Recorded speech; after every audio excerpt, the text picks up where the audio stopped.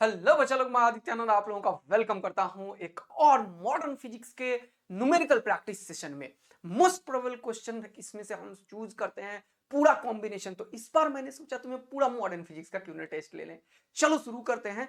Pause कर करके question solve कर देखना, नहीं हो तो फॉर्मूला मॉडर्न फिजिक्स का और एटॉम्स न्यूक्लियाई तीनों का आ रहा है आज भी तुरंत थोड़ी देर में, एक आध घंटे में, वो भी देख लेना। वैसे मैंने फोटो इलेक्ट्रिक इफेक्ट बड़ा ही डिटेल में दे दिया है। अगर किसी को इसमें से फोटो इलेक्ट्रिक में कुछ दिक्कत है तो अभी वो देख सकते हो, और बाकी जो दिया है लेक्चर वो देख सकते हो। एक बहुत इंपॉर्टेंट डिस्कशन करना चाहूंगा सेशन से पहले।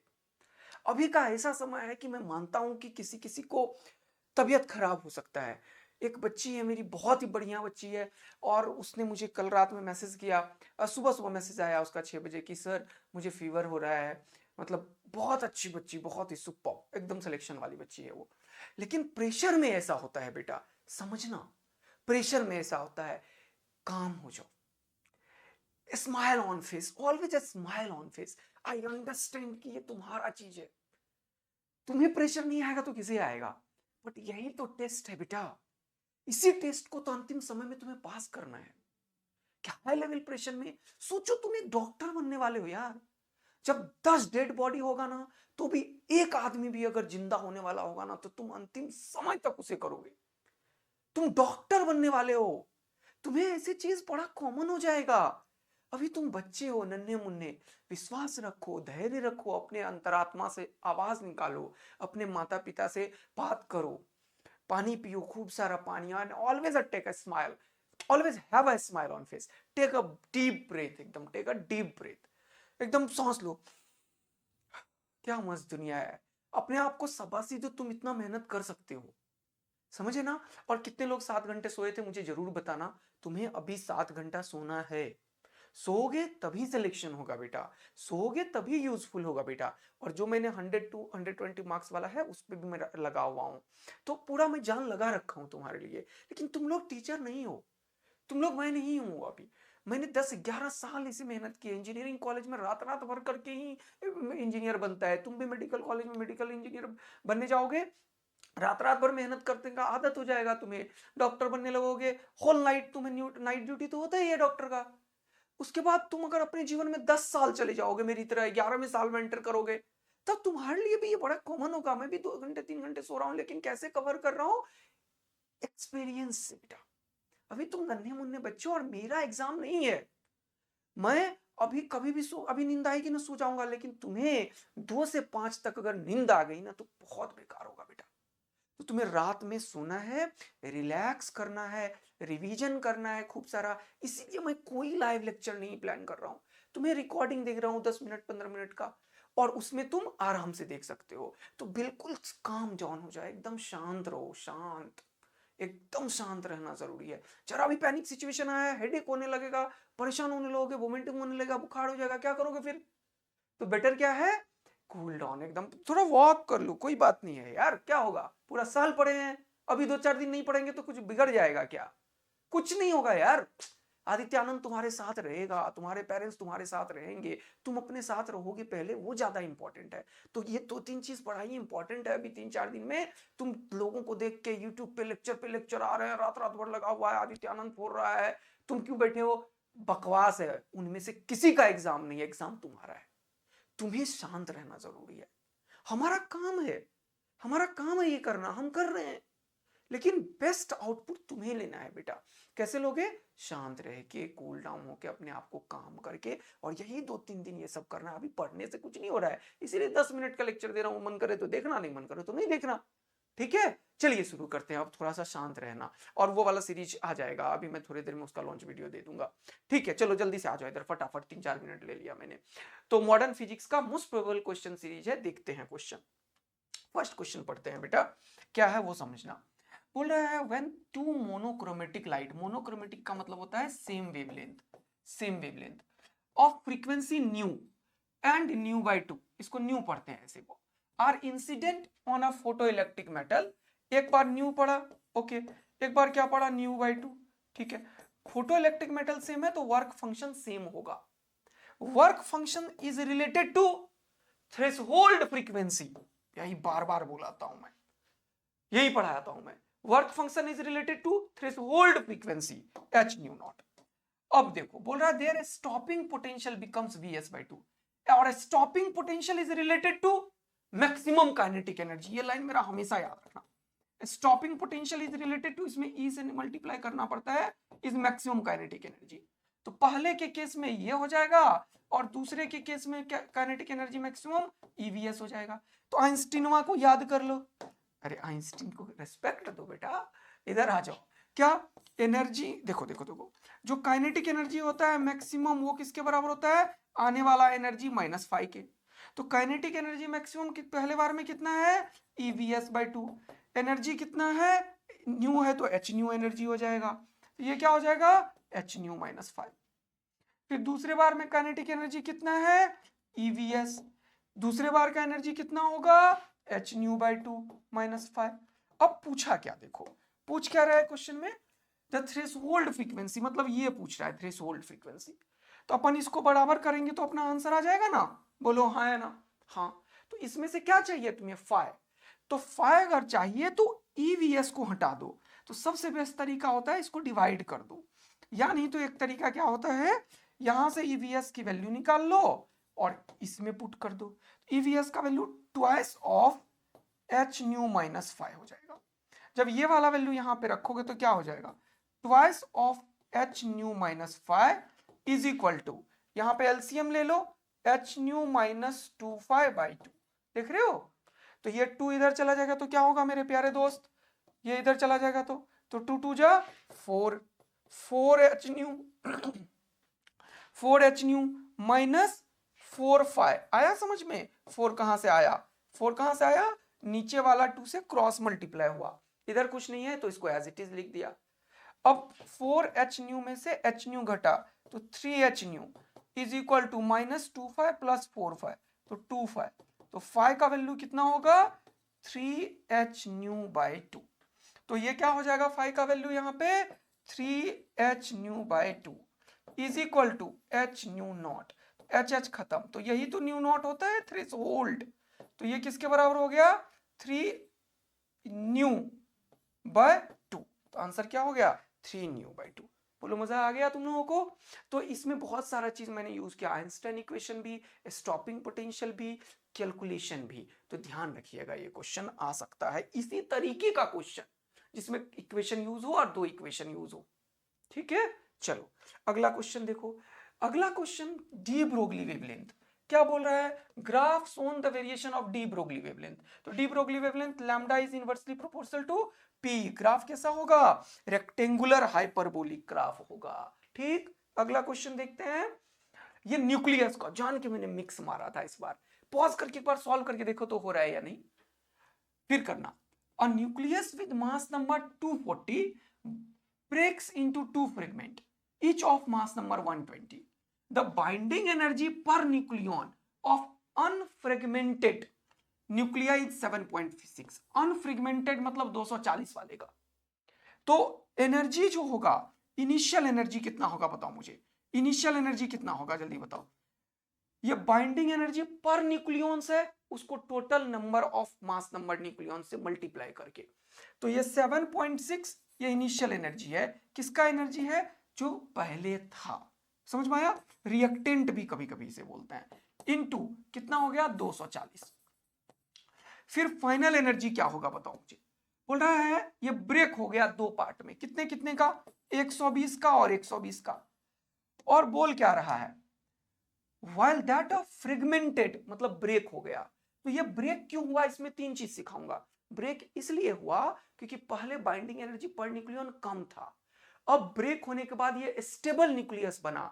जब भी बाइंडिंग एनर्जी पर न्यूक्लियन ज्यादा होता है तो वो स्टेबल न्यूक्लियस बनता है, तो प्रोडक्ट के पास ज्यादा एनर्जी है। देखो कितना एनर्जी है, 8.5 इसका और इसका भी 8.5। ये क्या निकला ये बच्चा, फाइनल एनर्जी, जो क्या होगा, प्रोडक्ट होगा। बोलो मजा आया। तो हमेशा ये प्रोडक्ट इसलिए बना क्योंकि इसकी जो स्टेबिलिटी है वो ज्यादा है। तो जिसका बाइंडिंग एनर्जी पर न्यूक्लियन ज्यादा होता है वो ज्यादा स्टेबल होता है, एनर्जी ज्यादा नहीं होता, स्टेबल ज्यादा होता है जिसका बाइंडिंग एनर्जी पर न्यूक्लियन ज्यादा होता है। तो यहां पे 120 120 कॉमन ले लोगे, है ना, दोनों जगह आ गया ना। तो या ये क्या कर दिया मैंने, सही तो है, आंसर आ गया। देखो कैसे, क्योंकि यही 8.5 है और दोनों सेम ही चीज है, तो 2 से मल्टीप्लाई कर दो ना, तो हो जाएगा 2 इंटू 120 और इंटू 8.5। तो ये पॉइंट उड़ा दो तो ये हो गया 10, ये और ये खत्म। तो फाइनली इसको जरा सा देखो तो ये, अरे इतना कैलकुलेशन मत करना, सुनो, कैलकुलेशन मत करना, ऐसे ही रखना, रुको। तो ये हो गया 240 इंटू 8.5, कैलकुलेशन मत करना। एनर्जी किस में आ रहा है, मेगा इलेक्ट्रॉन वोल्ट में। एनर्जी किस में आ रहा है, मेगा इलेक्ट्रॉन वोल्ट में। तो ये जो बोल रहा है द टोटल गेन, गेन का मतलब इस प्रोसेस में कितना एनर्जी रिलीज हुआ, उसको Q value of the reaction भी बोल सकते हैं। तो याद रखना, अगर पूछे एनर्जी रिलीज या क्यू वैल्यू, तो क्या करोगे, इसका जो प्रोडक्ट का एनर्जी है फाइनल माइनस इनिशियल। तो फाइनल मतलब ज्यादा एनर्जी में से छोटा एनर्जी घटा देना, ध्यान रखना। तो रिएक्शन तभी होगा जब स्टेबल न्यूक्लियस बन रहा है। तो एनर्जी रिलीज कितना होगा, ज्यादा माइनस कम। तो ये हो गया 240 इंटू 8.5 माइनस ये हो गया 7.6 इंटू 240। तो ये 240 देखो कॉमन ले लो और 8.5 में से 7.6 को घटा दो, तो कितना आया बताओ। 15 में से 6 गया, कितना हो गया 9, और इसमें कितना हुआ 9 ही बचा, 0.9 हुआ ना, 0.9 और इंटू 240। तो ये पॉइंट उड़ाने से 1 आता है, ये और ये खत्म, जीरो, एक डिजिट है तो एक जीरो। 9 4 जा 36, 6 और बचा कितना 3, 9 2 जा 18 और 3 कितना हो गया 216, 216 मेगा इलेक्ट्रॉन वोल्ट। आया मजा, किधर है, देखो ये रहा आंसर। तो ये क्वेश्चन आने की संभावना अब बहुत ज्यादा है। जैसे कि पिछले बार पूछा था 0.5 ग्राम का एनर्जी बताओ, तो वो mc² से निकाल देना। अगर 0.5 ग्राम का एनर्जी चाहिए तो 0.5 को क्या करोगे, पहले केजी में कन्वर्ट करोगे, और c² ये होता है, आइंस्टाइन ने क्या बोला, mass energy equivalence formula, E बराबर mc², ये इक्विवेलेंस फॉर्मूला है। तो इतना मास कितने इक्विवेलेंट एनर्जी के बराबर होगा, m, और c का वैल्यू होता है 3 × 10⁸ का होल स्क्वायर। तो mc² पे, और बाइंडिंग एनर्जी भी mc² ही होता है।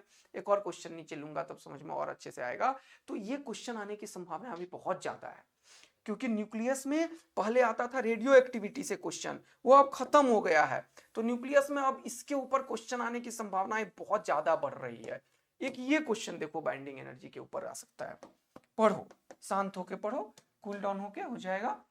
nucleus XAZ has mass represented by MPMN denoted by mass of proton and neutron. Binding energy in mega electron volt. तो मैंने क्या बताया कि जो भी न्यूक्लियस होता है ना एक्चुअल में, इसमें प्रोटॉन प्रोटॉन प्रोटॉन और न्यूट्रॉन न्यूट्रॉन न्यूट्रॉन होता है। तो होता क्या है, जब भी कभी इसे ब्रेक करते हो तो एक बाइंडिंग एनर्जी प्रोवाइड करना पड़ता है इसको, तब ये टूटता है। मतलब इसके पास एनर्जी कंजर्वेशन फॉर्मूला चल रहा है।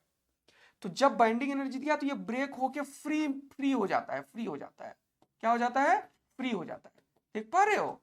तो इसके पास एनर्जी ज्यादा है, इसीलिए इसका एनर्जी कितना होगा, इतना कितना नंबर है, ये नंबर कितना है जल्दी बताओ इसका।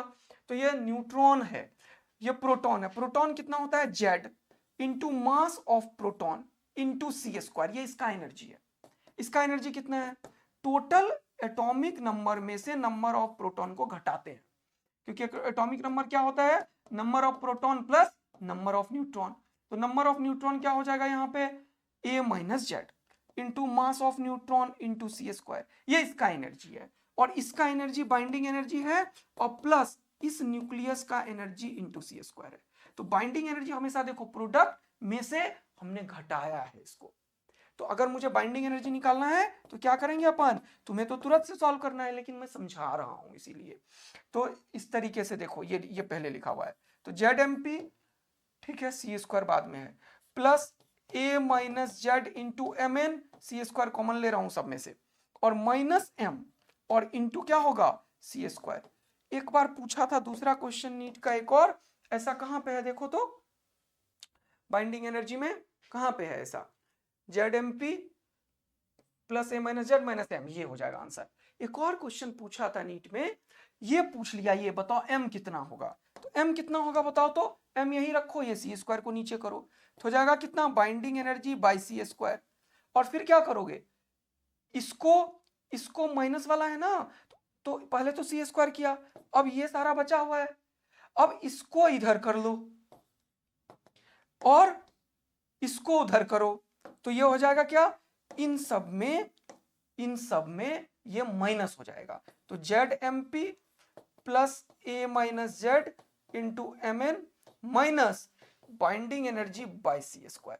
ये कितनों को समझ आ गया बताओ मुझे, पक्का बताना मुझे। तो ये दो अलग अलग क्वेश्चन है, दोनों में से कुछ ना कुछ इस बार जरूर आएगा। अगला देखना बच्चों, बोल रहा है the ratio of kinetic energy to the total energy of electron in Bohr orbit. देखो बेटा, बोर ऑर्बिट का कॉन्सेप्ट क्या होता है, ये अगर बोर ऑर्बिट है, देखो ध्यान से, क्या है बेटा, बोर ऑर्बिट है, क्या बेटा, बोर ऑर्बिट है, क्या बेटा, बोर ऑर्बिट है। तो बोर ऑर्बिट में क्या होता है कि ये जो इलेक्ट्रॉन इसमें चल रहा होता है, इसके पास दो एनर्जी होता है, काइनेटिक और पोटेंशियल। तो पोटेंशियल एनर्जी इसका हमेशा निगेटिव होता है, और वो निगेटिव ऑफ काइनेटिक एनर्जी के बराबर होता है। और पोटेंशियल ये टोटल एनर्जी होता है, टोटल एनर्जी जो होता है इसका, वो निगेटिव ऑफ काइनेटिक एनर्जी के बराबर होता है। अब सुनना, मैग्नीट्यूड वाइज टोटल एनर्जी क्योंकि निगेटिव है, काइनेटिक एनर्जी के बराबर होता है, और पोटेंशियल एनर्जी भी निगेटिव होता है। तो पोटेंशियल एनर्जी जो होता है वो क्या होता है, जल्दी से बताओ, ये ज्यादा होता है, पोटेंशियल एनर्जी ज्यादा होता है, ये minus of twice of kinetic energy के बराबर होता है। आया बात समझ में? तो मैग्नीट्यूड वाइज करोगे तो काइनेटिक एनर्जी किसके बराबर होता है, पोटेंशियल एनर्जी का आधा होता है। ये बड़ा इंपॉर्टेंट है, इस पे 3 4 5 बार क्वेश्चन आया हुआ है नीट में, ठीक है। तो ये कॉन्सेप्ट याद रखना कि टोटल एनर्जी निगेटिव क्या बताता है, ये बाउंडेड सिस्टम है। टोटल एनर्जी जो है काइनेटिक एनर्जी के बराबर होता है मैग्नीट्यूड वाइज। पोटेंशियल एनर्जी होता है negative of -2 into kinetic energy. अब इन तीनों को मिलाओगे तो कैसा रिजल्ट आएगा, देखो, टोटल एनर्जी का मैग्नीट्यूड किसके बराबर है, काइनेटिक एनर्जी के, क्योंकि काइनेटिक एनर्जी कभी निगेटिव नहीं हो सकता इसीलिए। और ये क्या होगा, पोटेंशियल एनर्जी ज्यादा होता है, इसका मैग्नीट्यूड का आधा होता है। ये लाइन बड़ा इंपॉर्टेंट है, ये याद रखना तुम लोग। देखो कितना चीज समझा देता हूं मैं क्वेश्चन कराते कराते, है ना। तो ये अपने दोस्तों को शेयर कर देना यार। और मेरे को ऊर्जा कहां से मिलता है, तुमसे। तुम मेरे एवेंजर्स हो, तुम मेरे सारी ताकत हो, तुम मेरी जान हो, जहान हो, सब कुछ तो तुम ही हो यार। तो तुम्हें कैसा रहना है, always a smile on face.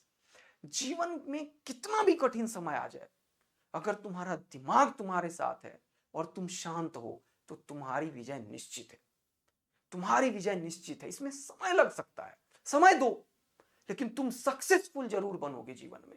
शांत रहना सीखो और दिमाग को अपने पास रखो हमेशा। You will win the game. It takes time, गिरोगे पड़ोगे, लेकिन फिर से उठ खड़ा होगे, और मैं भी यही करूंगा। तुमने इतना प्यार दिया है, इसके लिए बहुत बहुत धन्यवाद। और फटाफट से सारी दुनिया को शेयर कर दो, अपने दोस्तों, इधर उधर, पापा मम्मी चाचा, सबको सबको जाकर बोलो कि देखो, जाके फिजिक्स सर पढ़ाएंगे पूरा देश को अब फिजिक्स, पूरा यूट्यूब पे फ्री में, वो भी, ठीक है। थैंक यू, लव यू बेटा। आ जाइए, आप लोग को थोड़ा कूल डाउन करने के लिए ऐसे करता हूँ। तो भैया पूछ क्या रहे हो, बोला ratio of kinetic energy to total energy. तो काइनेटिक एनर्जी भैया कितना है हो तुम, काइनेटिक एनर्जी कितना हो भैया, अच्छा, टू टोटल एनर्जी। तो टोटल एनर्जी जो होता है ये है, और काइनेटिक एनर्जी तो यही है। तो total energy by kinetic energy, तो टोटल एनर्जी होता है minus of kinetic energy by kinetic energy. तो ये बड़ा इंपॉर्टेंट है, किसको पहले बोला था इसने, बोला रेशियो ऑफ काइनेटिक एनर्जी। तो काइनेटिक के उल्टा लिख दिया है मैंने, गलत लिखा है मैंने, काटो इसको, नहीं तो निपटा देगा ये हमें। पहले जो लिखा वही पहले लिखो। पहले क्या लिखा हुआ है यहाँ पे, देखो पहले क्या लिखा हुआ है, जल्दी देखो, काइनेटिक एनर्जी, तो लिखो kinetic energy by total energy. तो काइनेटिक एनर्जी कितना हुआ, जल्दी बताओ, काइनेटिक एनर्जी, और टोटल एनर्जी कितना, माइनस ऑफ काइनेटिक एनर्जी। तो ये खुपाच खुपाच आंसर होगा 1 बाय -1। तो रेशियो कितना हो गया, 1:-1। किधर है देखो तो, ये रहा आंसर। सीख रहे हो बेटवा, आ जाओ अगला। ये क्या, अच्छा, स्पेक्ट्रम ऑफ हाइड्रोजन। तो देखो इसमें क्या होता है, स्पेक्ट्रम ऑफ हाइड्रोजन को भी समझ लो थोड़ा सा। ये होता है n=1, ये होता है n=1 फर्स्ट लाइन, ठीक है बिल्कुल। उसके बाद क्या होता है देखो, ये होता है सेकंड वाला एनर्जी लेवल, बोलो हाँ है ना। और उसके बाद ढेर सारा लाइन बन जाता है, इसको कॉपी करो जल्दी से और इधर ऊपर बनाते जाओ। ये तीसरा लाइन हो जाता है, ये चौथा लाइन हो जाता है, एंड सो ऑन। एनर्जी इतना नहीं टाइम पास करूंगा। तो होता क्या है समझो पहले, बहुत बढ़िया। तो ये हो जाएगा n=1, n=2, n=3, n=4, n=5। देखो इन सबको बोलते हैं क्या, एक्साइटेड स्टेट। क्या बोलते हैं, एक्साइटेड स्टेट। यानी कि कोई अगर बोलता है फर्स्ट एक्साइटेड स्टेट तो वो है n is equal to 2। First excited state क्या है, n इज इक्वल टू 2। और इसको बोलते हैं अपन ग्राउंड स्टेट, इसका नाम है ग्राउंड स्टेट। यह फर्स्ट एक्साइटेड, ये सेकेंड एक्साइटेड, इस तरीके से। तो पहले लाइमन सीरीज में क्या होता है, सेकेंड से उछल के इलेक्ट्रॉन यहां पे आता है, या फिर थर्ड से यहां पे आता है, या फिर फोर्थ से यहां पे आता है, या फिर फिफ्थ से यहां पे आता है, या फिर इस तरीके से चलते चलते NH से आएगा। तो जब एनर्जी गैप बहुत ज्यादा होगा तो एनर्जी बहुत ज्यादा होगी, एनर्जी बहुत ज्यादा होगी तो एच न्यू का वैल्यू बहुत ज्यादा होगा। तो ऐसे सिचुएशन में कभी भी अगर तुमसे क्वेश्चन पूछे कि बताओ ये जो निकाला इसमें से लाइमन सीरीज का लॉन्गेस्ट वेवलेंथ, तो वो कहां पे होगा, और स्मॉलेस्ट वेवलेंथ कहां पे होगा। तो वेवलेंथ स्मॉलेस्ट क्यों होगा, क्योंकि ये होता है एनर्जी hc बाय लैम्डा। तो इस बार एनर्जी ज्यादा है, एनर्जी ज्यादा है तो लैम्डा सबसे कम होना चाहिए। तो ऐसे ऐसे फोटो बना दिया मैंने, यानी कि जब ज्यादा एनर्जी गैप है तो लैम्डा कम होगा, क्योंकि ये नीचे है, इनवर्सली प्रोपोर्शनल है। और जब कम एनर्जी गैप होगा तो लैम्डा ज्यादा होगा, इसलिए बड़ा बना रहा हूं। आए बात समझ में। तो कभी भी पूछे लॉन्गेस्ट वेवलेंथ तो वो 2 से 1 वाला होगा। आया मजा, ठीक। और ये क्या बनाया मैंने, लाइमन सीरीज के लिए बनाया। इसी तरीके से सबका होता है। लाइमन के बाद क्या होगा, बाल्मर, फिर क्या होगा, पास्चन, ब्रैकेट, पीफन। तो इस तरीके, इस बार क्या होता है, 2 पे ही गिरता है, 2 पे ही गिरता है, 2 पे गिरता है। इसमें बहुत सारे इन्फिनिटिव, ये इन्फिनिटिव को शो होता है, जहां का एनर्जी जो होता है वो कितना होता है, 0 होता है। ग्राउंड का एनर्जी 13.6 इलेक्ट्रॉन वोल्ट होता है हाइड्रोजन स्पेक्ट्रम के लिए। तो यहां पे क्या हो जाएगा, ये जो होगा ये क्या होगा, लॉन्गेस्ट, और ये हो जाएगा लॉन्गेस्ट, सॉरी, और ये स्मॉलेस्ट। आया बात समझ में, ये ध्यान रखना है बेटा, बहुत इंपॉर्टेंट चीज है। ओके, तो पढ़ते हैं क्वेश्चन को। बोल रहा है the ratio of longest wavelength of Lyman series to longest wavelength of Balmer series. तो एक फॉर्मूला है 1 बाय लैम्डा। लाइमन, लाइमन है या कोई भी है, 1 बाय लैम्डा का फॉर्मूला ये है, r into 1 by n1 square minus 1 by n2 square, और आंख बंद करके n2 is greater than n1 है, ध्यान रखना। तो दो, हमें लॉन्गेस्ट तो ये वाला चाहिए, तो ज्यादा वाला ये है, कम वाला ये है, तो ये वाला निकाल दो वैल्यू। तो 1 बाय लैम्डा लाइमन कितना होगा, r, ये कम वाला है, तो 1 बाय 1 का स्क्वायर 1, 1 बाय 2 का स्क्वायर कितना हो गया 4, 4 माइनस 1 कितना हो गया 3। तो ये क्या हो जाएगा, 1 by lambda Lyman is equal to 3r by 4 हो गया। अब दूसरा देखो, दूसरा सेकेंड चीज समझो। दूसरे में बोल रहा है लाइमन हो गया खत्म, बोला लॉन्गेस्ट इन बाल्मर। तो लैम्डा निकालना है ना तुम्हें, लैम्डा निकालोगे तो पलट देना, नहीं तो गलती करोगे एग्जाम में, पक्का लिख लो, और हड़बड़ किया तो और गलती करोगे। अब देखो लैम्डा किसका निकालना है, बाल्मर का। तो लैम्डा ऑफ बाल्मर, तो r into 1 by n1 square. तो बाल्मर के लिए लॉन्गेस्ट कब आएगा, जब छोटा वाला ये है 2, तो 2 का स्क्वायर कितना क्या होगा 1 बाय 4, बड़ा वाला क्या होगा 3, 3, तो क्या होगा 1 बाय 3 का स्क्वायर 9, तो हो जाएगा 9 माइनस 4 क्या हो जाएगा 5r बाय 36। फिर लैम्डा निकालना है ना यार, तो पलटी मार दो, 36 बाय 5r। अब तुमसे पूछा क्या था क्वेश्चन वालों ने कि लैम्डा लाइमन का सबसे ज्यादा और लैम्डा बाल्मर का सबसे ज्यादा को डिवाइड कर दो। तो मैं जितने भी सीरीज ले रहा हूं उसमें मैं ये ध्यान रख रहा हूं कि क्वेश्चन सब में डिफरेंट आए, इससे तुम्हें हमेशा फायदा हो, कॉमन क्वेश्चन ना रहे, ठीक। तो according to question lambda Lyman by lambda Balmer कितना होगा, जल्दी बताओ। लाइमन कितना है 4 बाय 3r, ओके, और बाल्मर कितना है 36 बाय 5r, 36 बाय 5r। तो क्या करोगे दोस्तों, ये और ये खत्म, और ये 4 9 जा 36, तो हो जाएगा 5 बाय 27। अरे यार मैं बता रहा हूं, तुम लोगों की ताकत जानते हो क्या जबरदस्त है भाई। कल जो मैंने बोला था कि 100 से 120 सीरीज में 500 600 लाइक दो, तुमने 1500 लाइक पहुंचा ही दिया, और मतलब तुमने कमेंट 900 तक पहुंचा दिया। अरे यार ताकत देखो तुम में क्या है यार, तुम मुझसे कुछ भी निकलवा लेते हो, कुछ भी करवा देते हो। मैं 2 घंटा भी नहीं सो रहा हूँ, तो मैं नहाता हूँ अभी, तो भी 2 पानी मारा धट से आ जाता हूँ क्योंकि मुझे नींद ना आए। बॉडी तो है, लेकिन तुम्हें 7 घंटा सोना है। लेकिन थैंक यू यार, क्या जबरदस्त मजा आया मुझे इस बात से। पक्का 120 के लिए फाइट करूंगा और उसमें एकदम जीरो से पढ़ाऊंगा। बता दो अपने दोस्तों को जिसको भी फिजिक्स में डर है, एकदम सर जान लगा रहे हो, टेंशन लेने का नहीं है। लेकिन 7 घंटे सोना है, काम रहना है, कूल रहना है और चारों सब्जेक्ट पर डे पढ़ना है। मैं सिर्फ 3 घंटा लूंगा तुम्हारा, उससे ज्यादा रत्ती भर नहीं लूंगा। आ जाओ इधर जल्दी से फटाफट से। फिर क्या है सर, ये भी हो गया। आंसर क्या आया भैया, 5/27। अगला देखो जल्दी से, बोल रहा है for which one of the following Bohr model is not valid. Bohr model is valid for hydrogen and H like atom. H like atom का क्या मतलब होता है, जिसमें आइसो इलेक्ट्रॉनिक हो, एक ही इलेक्ट्रॉन हो, सिंगल इलेक्ट्रॉन। क्या हो, सिंगल इलेक्ट्रॉन। आया बात समझ में, क्या हो, सिंगल इलेक्ट्रॉन। तो ये हीलियम में से एक निकल गया, तो ये सही है बिल्कुल, सिंगली आयनाइज्ड। तो वो कौन कौन से होंगे देखो, जैसे हीलियम है तो एक बार निकलेगा, लिथियम है तो 2 बार निकलेगा, इस तरीके से। ड्यूट्रॉन एटम जो है वो हाइड्रोजन का ही आइसोटॉप्स है, तो इसमें तो दौड़ दौड़ के बोर ऑर्बिट चलेगा। हाइड्रोजन है दौड़ दौड़ के चलेगा, सिंगली आयनाइज्ड हीलियम है दौड़ दौड़ के चलेगा। पूछा क्या, नॉट वैलिड। हर बार में ये गड़बड़ मत करना नीट में। क्वेश्चन में होगा नियोन का खूब सारा है भैया नंबर, उसमें एक ठो इलेक्ट्रॉन निकालने से आइसो थोड़ी बन जाएगा, उसमें तो बहुत सारे बने रहेंगे, तो इसमें वैलिड नहीं है। चलो अगला देखो क्वेश्चन।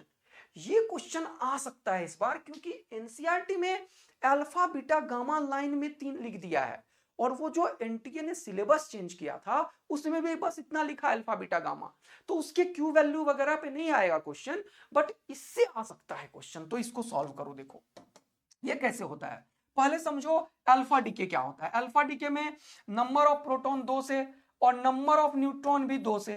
तो एटॉमिक मास नंबर प्रोटॉन और न्यूट्रॉन न्यूक्लियॉन्स में होता है तो 4 से जाता है। जनरली ये लिखते हैं, तो ये भी ख्याल रखना, ये अल्फा में होता है।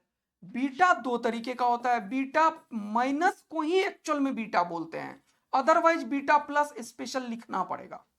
इसमें क्या होता है, पॉजिट्रॉन का डीके होता है। इसमें क्या होता है, पॉजिट्रॉन का डीके होता है, और इसमें इलेक्ट्रॉन। तो बीटा एक तरीके से इलेक्ट्रॉन को ही बोलते हैं बेटा। तो बीटा डीके में क्या होता है, न्यूक्लियस जब अनस्टेबल होता है तो या तो प्रोटॉन न्यूट्रॉन में कन्वर्ट होता है या न्यूट्रॉन प्रोटॉन में। तो एटॉमिक नंबर में कोई चेंज ही नहीं होता, क्योंकि एटॉमिक नंबर में प्रोटॉन और न्यूट्रॉन ही है। अब ये इसको 1 दे दे तो 1 कम होगा, 1 बढ़ा देगा, ये इसको दे दे तो इसमें 1 कम होगा, इसमें बढ़ा देगा। तो atomic number will not change. तो याद रखना, जब भी बीटा डीके होता है तो क्या होता है, हमेशा कोई भी एक्स न्यूक्लियस है, सपोज करो ये बीटा डीके किया, तो क्या हो गया, वाई नहीं, वाई जो बनेगा उसका एटॉमिक नंबर जो होगा वो चेंज नहीं करेगा। लेकिन बीटा में क्या हुआ, ये इलेक्ट्रॉन डीके है, और इलेक्ट्रॉन मतलब निगेटिव, निगेटिव मतलब न्यूट्रॉन। इसका मतलब इसमें क्या होता है, न्यूट्रॉन कन्वर्ट होता है किसमें, प्रोटॉन में और इलेक्ट्रॉन में और एंटी न्यूट्रिनो में। यह है बीटा डीके, इसी को बोलते हैं बीटा डीके। तो और क्या चीज बना, प्रोटॉन बना, तो हमने इसीलिए इसमें +1 लिखा। इलेक्ट्रॉन है तो इलेक्ट्रॉन लिख लो और एंटी न्यूट्रिनो लिख लो, इसको एंटी न्यूट्रिनो बोलते हैं। बीटा प्लस में क्या होता है, अगर ये कोई XAZ है और यहाँ पे बीटा प्लस डीके हुआ तो ये Y बनाएगा, लेकिन इस बार क्या होता है, पॉजिटिव। पॉजिटिव मतलब प्रोटॉन, तो प्रोटॉन से न्यूट्रॉन बनता है, और क्या बनता है जल्दी से बताओ, एक पॉजिट्रॉन बनता है, इसको बोलते हैं पॉजिट्रॉन। क्या बोलते हैं, पॉजिट्रॉन। और क्या बनता है, न्यूट्रिनो। क्या बनता है, न्यूट्रिनो। तो यहां पे क्या बनता है, ये जेड जो होता है वो बीटा में प्रोटॉन कम हुआ है, प्रोटॉन से न्यूट्रॉन बन रहा है तो 1 से कम हो जाएगा, और इसमें कोई फर्क नहीं पड़ेगा, और फिर से E+ बनेगा और एंटी न्यूट्रिनो न्यूट्रिनो बनेगा। ये मासलेस पार्टिकल है, फोटोन की तरह है। इलेक्ट्रॉन और एंटी न्यूट्रिनो एक दूसरे का एंटी पार्टिकल है, बस चार्ज अलग है, बाकी सारी प्रॉपर्टीज सेम होती है। तो मैंने बीटा डीके बता दिया, अल्फा डीके बता दिया। गामा डीके में क्या होता है, कोई भी डाउटर न्यूक्लियस जो होता है वो एक्साइटेड स्टेट में बनता है, कोई डाउटर न्यूक्लियस नया नहीं बनता है। आया बात समझ में, नया नहीं बनता है। तो अब देखो, अगर यहां पे दिख रहा है तुम्हें XAZ है और A में कोई कमी दिख नहीं रही, और Z में 1 का एडिशन हो रहा है, तो ऐसा कब हुआ, देखो तो Y में Z में 1 का एडिशन हुआ और A में कोई चेंज ही नहीं हुआ, तो ये बीटा माइनस डीके में, उसी को बोलते हैं बीटा डीके। तो पहला होगा बीटा, है नहीं है, तो ये नहीं होगा। ये भी नहीं होगा, पहला बीटा इन दोनों में है तो इन दोनों में से होगा। फिर क्या हुआ, एटॉमिक नंबर 4 से चेंज सिर्फ अल्फा डीके में होता है, तो दूसरा अल्फा होना चाहिए, तो आंसर ये होगा, कुछ सोचना ही नहीं है। ज्ञान के लिए देखो, देखो ये न्यूक्लियस और ये न्यूक्लियस सेम है, स्टार का मतलब होता है एक्साइटेड स्टेट, इसका एनर्जी लेवल ज्यादा है, तो ये क्या किया, एक यहां से पहुंचने के लिए एक फोटोन रिलीज करता है, इसीलिए इससे ये आया है with the help of gamma decay. आया समझ में, गामा में कोई भी डाउटर न्यूक्लियस चेंज नहीं होता, ये दोनों सेम है, देखो atomic number mass number same है, लेकिन गामा डीके करता है ये। तो ऐसे क्वेश्चंस आ जाएंगे, ये पढ़ो। डी ब्रोगली वेवलेंथ से क्वेश्चन पक्का आने की पॉसिबिलिटी है। An electron is accelerated through a potential, जब भी कभी बोले electron is accelerated through a potential भी, इसके पास एक एनर्जी होता है के, जो होता है ईवी के बराबर, बाय द पोटेंशियल कितना होगा मेरे प्यारे बच्चों, पोटेंशियल कितना लिखा हुआ है 10,000 volt. It's de Broglie wavelength is, तो डी ब्रोगली वेवलेंथ का फॉर्मूला होता है इलेक्ट्रॉन के लिए 12.27 angstrom divided by root under v. ये याद रखिएगा आप लोग, इलेक्ट्रॉन के लिए बहुत बार पूछा है।